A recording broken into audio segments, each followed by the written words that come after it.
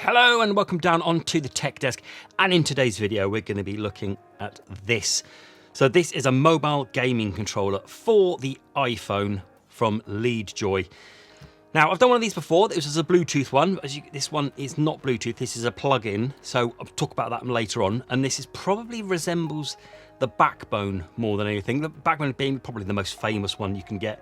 You will have seen that one if you were ever looking for a controller, but this one is a bit cheaper. If you're going to have a look down links below, I think it's about £20 or $20 cheaper, and that's why I picked this one up, just to go and have a look to see if it was any good. And yeah, it's pretty good. So we're going to talk about it. We're going to go through the unboxing, we'll talk about the physical specs, and then we'll just go through as we're talking about it. There's a couple of things, a couple of issues with this you might want to consider if you're going to go and purchase one. Okay, so let's start from the beginning, and then I'm going to take my phone out, just put it to one side while we talk about the controller itself. So this is the box that it comes in. Yeah, normal, nice, bit of black and black, nice, bit of stylish. Unfortunately, in the back on there, you kind of got to get it the right light to be able to read it. It's a bit difficult, the black on black, but still, you kind of get the idea. But the good thing about this box is it just looks really nice, because when you open it up, it kind of folds up. So there's your controller that sits in there. Just think it's a really nice presentation of the box. Nicely padded, as you'd like to expect. And in the box, you also get yourself one of these. So you get yourself a really nice, good quality, thick lightning cable for your iPhone. It's plugged in over there. So I'll talk about this later.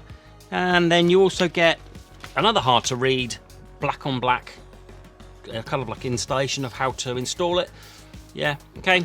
And then you also get another instruction manual, which is virtually the same sort of stuff, but also talks about a little tiny rubber piece that you get with it. And I'll start off with this because it's here. So if you look in there, I've got this bit here. That's a rubber piece. That is for bigger phones. I have the 14 Pro, which is quite a big phone, and it fits with this rubber piece. So they're kind of like your camera sits under there, and then your phone wraps over that rubber piece. So it's nice that they've included that.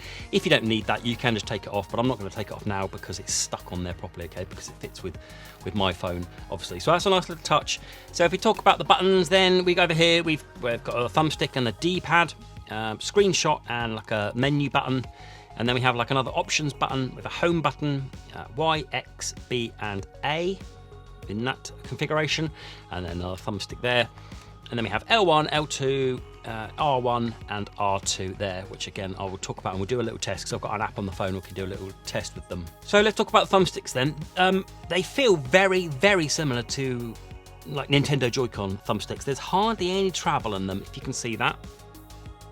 So left to right, hardly any travel. Dead zones, I didn't find any dead zones. Again, we're going to be talking about that app and we'll have a look at the dead zones in a second, but I didn't really find any of them. They are nice to use. If you've used a Joy-Con, they seem nice, and a nice, good, thick click for them. And then moving down to the D-pad, I understand D-pad's a nice personal preference, but I really like this one. Nice and clicky, nice, a lot of feedback on all four areas there. And when you click it in, if you can have a look, you can see that it doesn't go all the way down, it just clicks in. There's hardly any pre-travel or post-travel. There's no post-travel when you click at it. These buttons down the bottom here, they just feel like regular clicky, nice clicky buttons. They feel good. And exactly the same with these buttons. These are very, very clicky, okay? So if you can hear that. Okay, nice clicky buttons. These are a joy to use, these buttons. And then your other thumbstick. So it's further down, so it's the asymmetrical rather than the symmetrical down there like the Joy-Cons. And again, exactly the same as this one, this thing. Didn't have a problem at all when gaming. And then on the top, L1 and L2, they're digital. Okay, so instant click, not as clicky as these buttons, but there's still a bit of feedback. And then we have these triggers here. I've got a little bit of an issue with the triggers. I'll talk about that in a second, but they're kind of like analog, so they kind of pressure sensitive for that. And then spin it over, you've just got the logo on there. And then on here, we have a nice grippy texture here. So when you're holding it, I do like a grippy texture, so when you're holding it, get a nice grip on there. And then clearly it extends. This will be the first issue we talk about. When it extends, I know it's just going to be physics really, isn't it? It is a little bit wobbly, but I wouldn't worry about it too much. When it's on your phone, it's fine. It's just don't pull it out and start bending it. Not that you ever would, because when it's like that, it's fine. But like that, because it's longer, it's gonna be a little bit more flexible. So it is a minimum of around 11 and a half centimeters, and it goes up to about 19 centimeters, so it will take the biggest of iPhones. If you've got a Max, I should think this will fit in there probably. I've been using this with my 14, as I said, and with my 12, but I left this rubber bit on with the 12 and it was fine. So the 12 fits in there perfect, and so does the 14, but I'm going to talk to you about that when we actually get it in. And then finally on the bottom we have the lightning port on there, so if you want to be, it does pass through charging, which we'll demonstrate in a bit, but that's where you plug it in. So when you're playing, it doesn't get in the way at all. It just goes there, and you have this on your power bank, or if you've got this out and about, or as I've got it in there and into a plug socket over there. Okay, so let's get the iPhone fitted now. So this is my 14 Pro, and the way they say they do it is you put it into the front there like that, you pull this out, and you get that poked in there. So now it's connected in there, and this white light here indicates that it's on, so it's not on at the moment. And then I'm going to push it together, so snap it together, and I've plugged this in now. I can feel it click, and then it's on. Okay, that's literally it. So that's on now. There's no on button. You just pull it, push it in, and it turns on. If we get the lightning cable here and we plug it into the bottom of here, you'll see, there we go, that it starts charging there. Regards to battery and stuff, it doesn't use that much battery. I'll be honest with you, I haven't tested it because I haven't needed to, because I've never really run out of battery. And then just plugging and charging it if I ever need to charge my phone. But I get anxiety attacks if this goes below 50, so I've never really had an issue with it. Okay, so let's unplug that. Now what we're going to do is we're just going to fire up some games here. So I've got on the screen here, I've got Diablo. I won't be testing Diablo, although I will show you some B-roll of the Diablo working, because it takes an age to fire up. I've just got some other games here just to show you. The Egg 3DS emulator, you get access to that with this controller, so you can go and download that and download 3DS stuff if you want to, but I'm not going to talk to you about how to do that. And then we have Oceanhorn, and then I thought I'd do the PS Remote Play. So if I do Oceanhorn, I've got this already fired up, and I just want to show you kind of like it moving. So look, there seems to be absolutely zero lag on here whatsoever. Okay. Mainly because it's going via the lightning, which is a good thing, so it's not Bluetooth. Okay, and then I also wanted to test you the PS Remote Play, so I've got my PS5 plugged in behind me. If I just connect to that, so we'll skip forward because it takes a minute or so to connect. Okay, there we go. I'm now connected to my PS5, which is behind me, and let's fire up Jedi, which I'm already playing, and there we go. If you want to do these other buttons as well, so this one here is for the home button, so if you press that you get to the home screen of the PS5, okay, just to show you that the D-pad works as well. And then this one is for your options button as well, and then we can play it. And as you can see, it plays really nicely, even on my connection, which isn't too bad.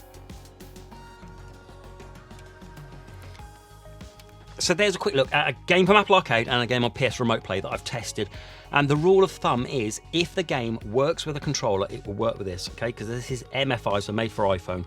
So such as Honkai Star Rail, doesn't, at the moment, at the time of recording, doesn't work with a controller. So it will not work with this, okay? That's not the fault of this, that's the fault with the games. So if they have controller support, it will work with this. And as I said, it works with Diablo as well.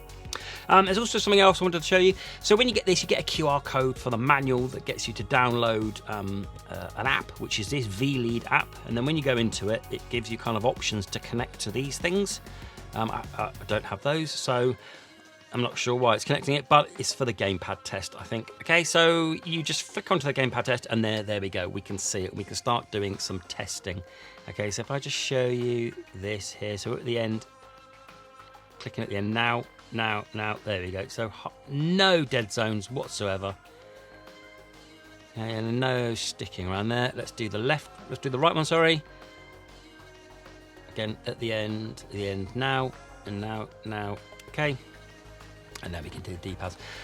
This is the one thing I wanted to show you was about the triggers. So we'll do R2 first. Now, if I start pressing it, okay, so I'm going to press it, and what we're going to be doing is we're going to be looking at here. R2 is here, right? If I start pressing it, which I'm pressing now, keep going, I'm going. All right, there we go. So it doesn't start till there. Okay, I'm going to see if I can get this to show you. Okay, so if you look here, if you look where my finger is here, okay, I'm going to be pressing it, and then look on this bit here, if you can, pressing it. There we go. So it doesn't start to there. Look at all that travel you've got before it registers. In reality, I didn't really notice it gaining, but it's almost like you've got quite a few millimeters before it starts registering. Okay, same with this one. Let's see if I can get this at the right angle. So here we go, this is gonna be better. So with the finger here, I'm gonna start, you can see how much I'm gonna be traveling from now. There we go. You see how long that takes for it to do it. It doesn't register till it's a good third of the way down. Like I said, in all honesty, I didn't really notice it while gaming, but it's something you might find there'll be an issue. And then all the other buttons are fine. You can tell absolutely no lag with pressing it.